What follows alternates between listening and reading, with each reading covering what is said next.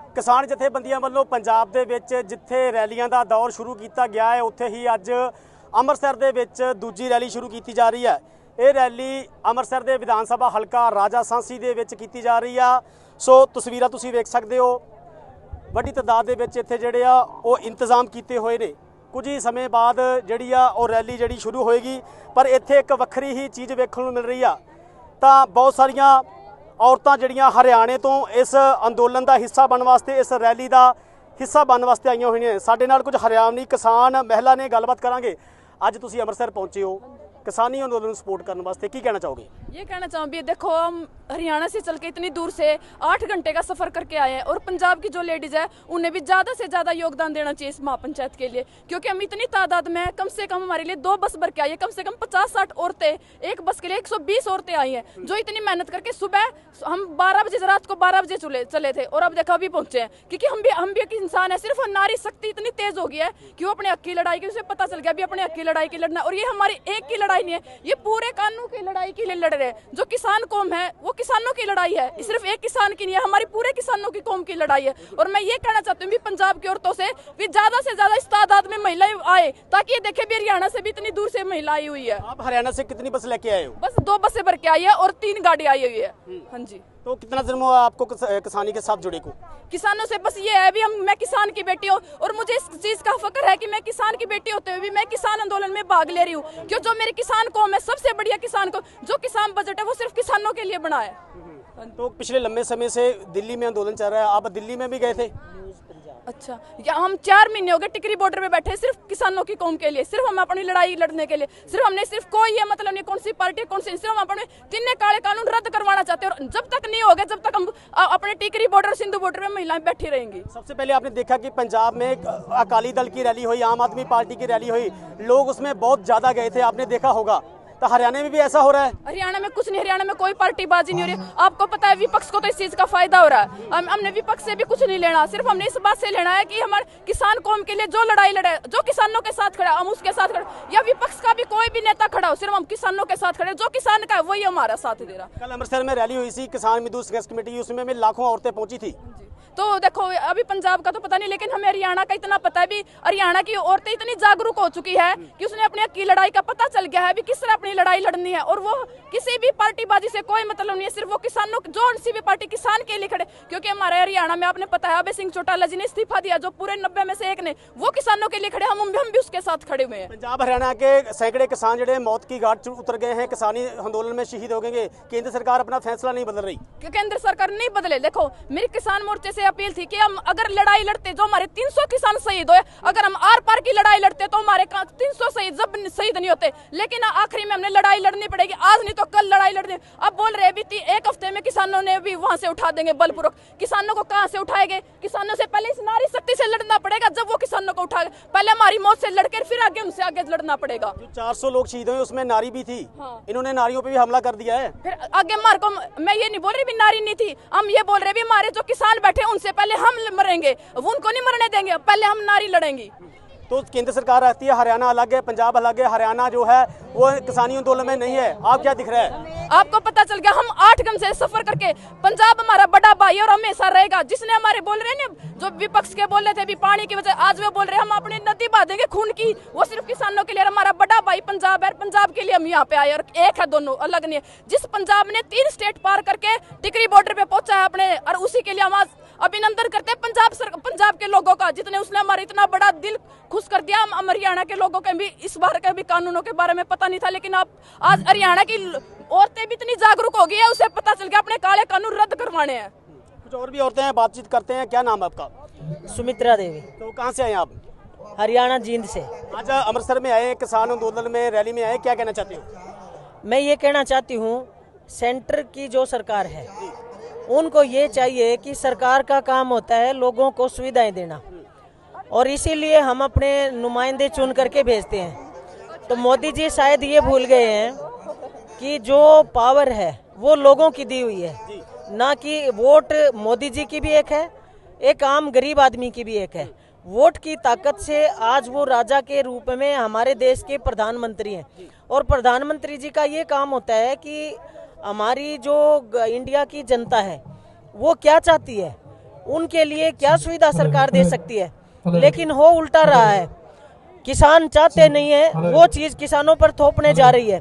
इस देश को बर्बाद करने के लिए चंद लोगों को, जैसे पहले राजे महाराजा क्रूर राजा राज्य करते थे और लोगों को बहुत ही ज्यादा तंग करते थे, आज वही सिचुएशन इस सरकार ने करके रख दी है। अंबानी अडानी और कुछ लोगों को फायदा देने के लिए आज किसान को इतना बर्बाद कर दिया है कि हम तो अपनी जमीन के किराएदार हो जाएंगे। मालिक से किराएदार बनाने का काम जो सरकार कर रही है, ये किसानों के लिए बहुत ही दुखद विषय है और ये सरकार को, हम सरकार की निंदा करते हैं, ये निंदनीय विषय है। मैं तो ये कहना चाहूंगी कि मोदी जी को एमएसपी लागू करनी चाहिए और हर प्रकार से किसान का सहयोग करना चाहिए, क्योंकि किसान इस देश का भाग्य विधाता है, किसान इस देश का निर्माता है। केंद्र सरकार का कहना है कि इंडिया में कोरोना बहुत बढ़ गया, भारत में कोरोना बहुत बढ़ गया, दिल्ली बॉर्डर पे बैठे जो किसान है अगर ना उठे तो आर्मी के साथ उसको उठाया जाएगा। केंद्र सरकार के पास ये ओछे हथकंडे हैं, कभी पुलिस प्रशासन का प्रेशर डालती है, कभी आर्मी का प्रेशर डालती है। कोरोना बीमारी है, इससे पहले डेंगू भी एक बीमारी हुई है, उसके बाद चिकनगुनिया भी एक बीमारी हुई है। ठीक है, एक बीमारी है। हमारे देश की इतनी बड़ी वर्ल्ड हेल्थ ऑर्गेनाइजेशन है, किस लिए हमारे देश में डॉक्टर बनाए जाते हैं? कोई बीमारी आती है तो डॉक्टर अपना काम कर रहे हैं, लोग अपना बचाव के लिए सब कुछ कर रहे हैं। और इस प्रकार से यदि किसानों में कोरोना से कोई भी किसान मरा हो तो आप अपने चैनल के माध्यम से कहीं भी बताएं। और आज बंगाल में रैलियां कर रहे हैं, क्या कोरोना इनकी मुट्ठी में है? जब पंजाब सरकार ने सियासी रैली भी बंद कर दी है ना, सियासी रैली भी नहीं होगी। ये सरकारों की अपनी मानसिकता है, लेकिन कोरोना जैसी महामारी का नाम लेकर के जो किसानों के साथ ये अत्याचार करने जा रहे हैं, हम इसमें किसी प्रकार से ये अत्याचार सहन नहीं करेंगे और अपने हक की लड़ाई लड़ते रहेंगे। उसमें अगर हमारी महिलाओं को कहीं भी कोई भी कुर्बानी देनी पड़ेगी और हमारी माताओं ने, बहनों ने, जो 300 हमारे शहीद हुए हैं किसान, उनमें हमारी मातृशक्ति भी उन किसानों के साथ है। और आगे भी हम किसी प्रकार की किसी कुर्बानी से भी नहीं डरते, कुर्बानियां देने के लिए भी तैयार हैं।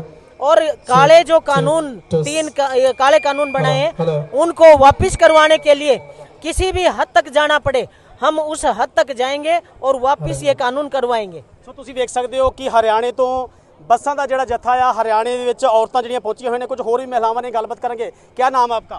सुदेश कंडेला, कहाँ से आए आप? जीन जिला। जी, क्या कहना चाहते हैं आप? अमृतसर में आए हो रैली में, क्या कहना चाहोगे?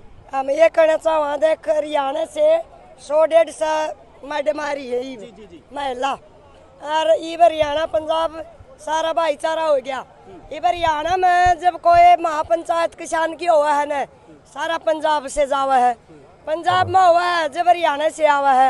ये हरियाणा पंजाब एक हो चुका, क्या बीबियां वाली साइड ते पखे चला दो, एक हो चुका पखे वाला मेरा वीर। अरे हम तो ये कहना है, कृपा करके ये क्या कहे भाई, कोरोना है, किसान का नाम का कोई और कोई कोरोना नहीं, कोई बीमारी नहीं, सिर्फ किसान का नाम का मोदी कोरोना बन गया।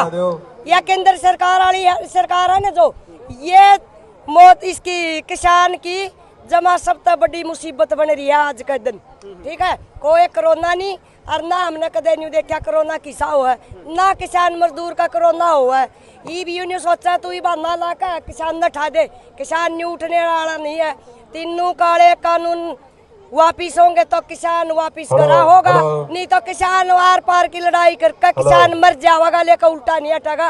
तीनों काले कानून रद्द करा। पंजाब हरियाणा में जो किसान रैलियां हो रही हैं, उसमें औरतें भी बढ़ चढ़ के जा रही हैं, लोग भी जा रहे हैं, सियासी रैली के बढ़ के हो रही है रैलियां। क्या लगता है 2214 में पंजाब में इलेक्शन होने जा रही है, सरकार को इसका मुख्ताजा भुगतना पड़ सकता है?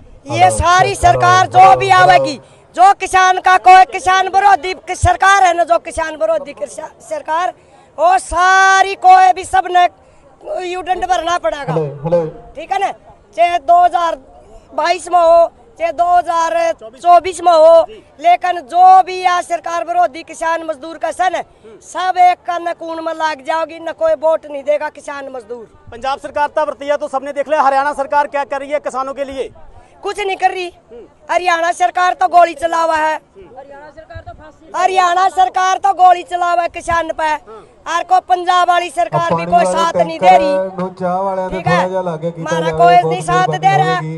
हाल की घड़ी किसान मजदूर 1 लाख खड़ा है और अपनी लड़ाई आप लड़ रहा है और पूरी मजबूती से लड़ाई लड़ रहा है। ਟੈਂਕਰ ਥੋੜਾ ਜਿਹਾ ਉਹਨਾਂ ਦੇ ਸੋ ਤੁਸੀਂ ਵੇਖ ਸਕਦੇ ਹੋ ਹਰਿਆਣੇ ਤੋਂ ਵੱਡੀ ਗਿਣਤੀ ਵਿੱਚ ਇੱਥੇ ਔਰਤਾਂ ਪਹੁੰਚੀਆਂ ਹੋਈਆਂ ਨੇ, ਜਿਨ੍ਹਾਂ ਦਾ ਕਹਿਣਾ ਹੈ ਕਿ ਜਿੰਨਾ ਚਿਰ ਕੇਂਦਰ ਸਰਕਾਰ ਇਹ ਖੇਤੀ ਕਾਨੂੰਨ ਰੱਦ ਨਹੀਂ ਕਰਦੀ, ਉਹ ਪੂਰੇ ਦੇਸ਼ ਭਰ ਦੇ ਵਿੱਚ ਇਸੇ ਤਰ੍ਹਾਂ ਰੈਲੀਆਂ ਕਰਦੇ ਰਹਿਣਗੇ, ਆਪਣੇ ਸੰਘਰਸ਼ ਜਾਰੀ ਰੱਖਣਗੇ। ਕੈਮਰਾਮੈਨ ਅਰਸ਼ਦੀਪ ਦੇ ਨਾਲ ਜਗਤਾਰ ਸਿੰਘ ਮਾਲਾ, ਸਕਾਈ ਨਿਊਜ਼ ਪੰਜਾਬ, ਹਰਿਆਣਾ, ਹਿਮਾਚਲ, ਅੰਮ੍ਰਿਤਸਰ।